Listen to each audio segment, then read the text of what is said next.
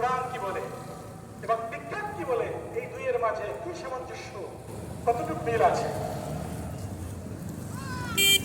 বিজ্ঞানের নাম হলো ভূত। জোরে বলেন কি?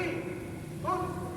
আল্লাহ তাআলা সূরা ইয়াসিনের ১ নম্বর আয়াতের মধ্যে বলে দিয়েছেন, ইন্নামা আরাদাল্লাহু ইযা আরাদা শাইআন আন ইয়াকুলা লাহু কুন ফায়াকুন।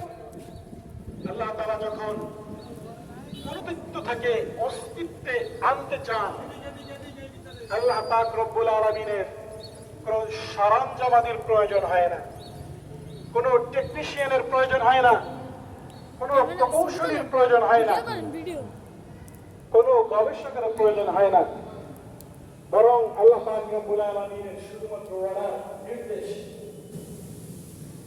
আল্লাহ পাক রব্বুল আলামিন যখন কুন বলে ফায়াকুন বলার সাথে সাথে তা পাবে।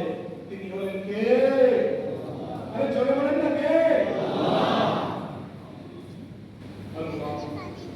মানুষ অনুবীক্ষণ যন্ত্র দেয়, পাওয়ারফুল চশমা দেয়,